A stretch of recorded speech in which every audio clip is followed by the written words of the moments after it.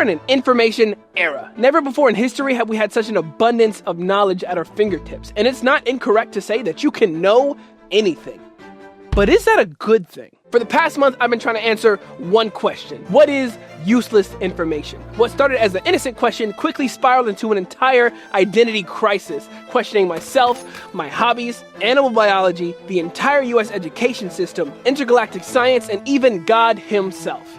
No, I'm not kidding. And it all started with this. Dota 2. I have played this game since I was 14 years old. If you don't know what it is, it's a super complex League of Legends. If you don't know what League of Legends is, it's 5v5 Bloons tower defense. If you don't know Bloons, monkey. So this monkey was starting up the game one day and saw that their hour count was about to reach 8,000. This game has 126 playable characters, 2 ability layouts per hero, at least 4 spells per hero, 208 equipable items, and all of these are ever-changing with monthly updates, leading to a virtually infinite amount of options, and I could tell you each and every detail about each and every one of these guys. But then I deleted the game. I just didn't want to put any more time into it. And now, all that knowledge was useless. But was it ever actually useful? What use did that knowledge ever actually have? Dota isn't real, and in all of my years of playing that game, I never once used that information outside of it. At the end of the day, I had no real use for it. But wait, I've played other games before. Minecraft, Marvel Rivals, GTA, heck, Five Nights at Freddy's. I remember as a kid, I spent hours upon hours watching this one guy talk about all he knows on Five Nights at Freddy's. How meaningless. Wait, he got paid for that. Wait, people get paid for playing all of these games. If it makes you money, is it useless? Video games are the biggest in the entertainment industry, making more than music and movies combined. Twitch is an entire platform based on paying other people to play video games. Dota 2, that game I mentioned earlier, has prize pools of $40 million. And in 2021, views on Minecraft videos passed 1 trillion. People love games. People love media. People love to know stuff about media. We can make some money off this. We were born too late to explore the earth, too early to explore the stars, but born just in time to rule the internet. After all, minds are the real estate of the 21st century. Chuck D. Chuck D's nuts. This is an opportunity. We all know the golden rule. Bigger number, better person. So these numbers must have value. Learn all you can about Dota. Make every Minecraft video possible. Shoot, study all you can about any game. We're in the digital age. Your phone is your 5th limb. No matter how weird, no matter how hyper-specific, there's an audience for everything. Because in the infinite internet, you can always use anything. I guess none of that info is really tangible when you think about it. None of that could ever truly be useful. How valuable could a person be if their purpose is lost in a power outage? It's all imaginary games given imaginary importance. We should look into something grounded, something real, something educational. Mama always said, get off that game. Let's open a book. Let's open a lot of them. Let's learn. I like learning. Let's learn about learning. What subject? Anything. Everything. If it's in a book, if it's from a teacher, if it's in the education system, it must be valuable. Let's look at math. 2 plus 2. Yeah. 4 times 4. Yeah. Y equals AX2 plus CX plus C. I can rock with that. Let's look in the ocean. Let's check out these fish. Look at this big fish. Look at this weird fish. It's an octopus. Did you know that octopus can camouflage without actually seeing color? You need to know that because spelling. We need that. I need that. I'm using that right now. I use words every day. The more, the better. Look at the best spellers. Yeah, okay. Those words must be the most important. Your word is Ecclesiastes. Man, a lot of this knowledge is kind of meaningless. I spent years in school, but I haven't once needed slope formula. I could tell you a whole lot about deep sea creatures, but that hasn't helped me once at the beach. It seems a deep knowledge of anything doesn't actually help me. Of course, there's value in knowledge, but what's the correct knowledge? I could know a lot about cooking and I can eat, but I'll be screwed when it comes to fixing my car. I could pay someone to fix my car, but I don't know a thing about taxes. Speaking of taxes, I gotta be rich. To be rich, you better be financially literate. Speaking of financial literacy, here's the #1 book written by a guy $1 billion in debt. I'm not kidding. So what do? I can learn, but I've learned learning leads to nothing.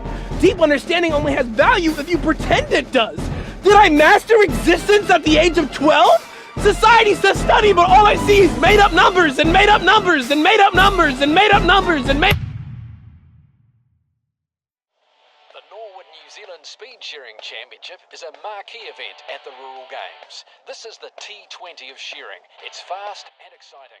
Two of New Zealand's top speed shearers are in the spotlight. We join at the Sorry, I had to step away for a moment. Watching the New Zealand sheep shearing competition. Do you think they're spending their time wisely? Do you wonder if they're concerned if speed shearing is useful information? Was it worth the time investment? Did they learn the correct thing?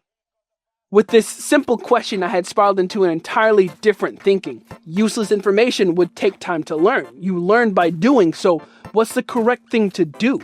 What is the correct way to spend your time? What is a waste of time?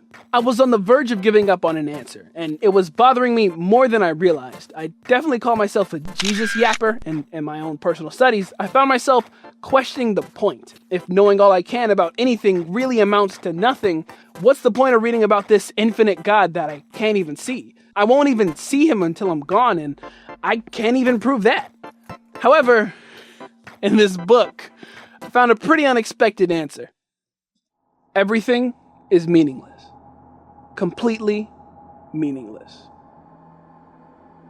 Just past the middle of the Bible is the book Proverbs, and just past that is the book Ecclesiastes. These are two of the three wisdom books, and while they're paired together, they couldn't be more different in tone. If Proverbs is an optimistic teacher saying, if you follow God, only good things will happen, Ecclesiastes is a bitter professor that has seen the wicked and the wise fall to the same fate. There's two voices in the book. One is the author of the book, and the other is the teacher. The teacher is a king of Israel who devoted himself to wisdom and understanding, and in his search for knowledge, all he could grasp is a grim take on existence. While it still agrees with Proverbs, it's filled with verses like, I soon discovered that God had dealt a tragic existence to the human race. What's wrong cannot be made right. What's missing cannot be recovered. And of course, its opening, everything is meaningless.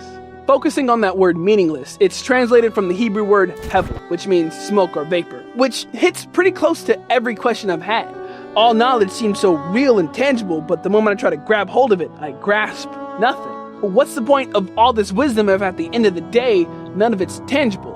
What's the point of working for anything if its value is invented? If something only has value when others deem it as such, by that logic, if people choose the value in anything, everything means nothing. And the scariest part, I might be right. In the few days of our meaningless lives, who knows how our days can best be spent? Our lives are like a shadow.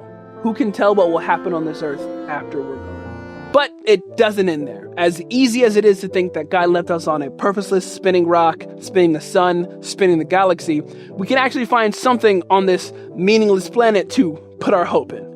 It's capybaras. The burden of life can fall heavy on anyone. In my experience working 3 jobs to pay for an apartment I spend no time in because I have 3 jobs, what's the point becomes a common question. God, how is life a gift if it's so hard to exist? I'm working every day in a life I didn't ask for just for a couple moments of relief. And as my question turned into a question more grim than the last, in this seemingly depressing book, I found some comfort.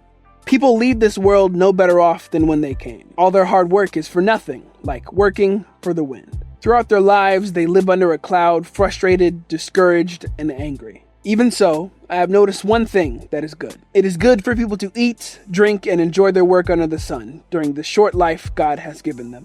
And it is a good thing to receive wealth from God and the good health to enjoy it. To enjoy your work and accept your lot in life, this is indeed a gift from God. God keeps such people so busy enjoying life that they take no time to brood over the past. There's a through line in all the useless things I mentioned. That meaningless interest, that unimportant hobby, that pointless work.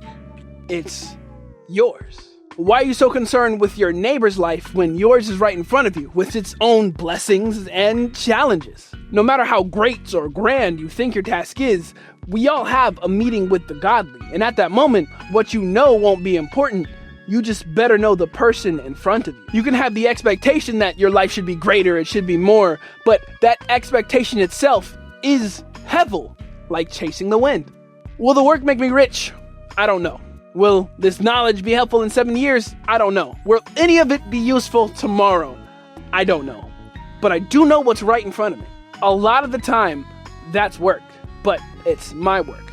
Sometimes it's a dumb interest, but it's my dumb interest. And in those few moments when you get to spend your meaningless time on your meaningless things in your meaningless home, all of it is God's gift to you.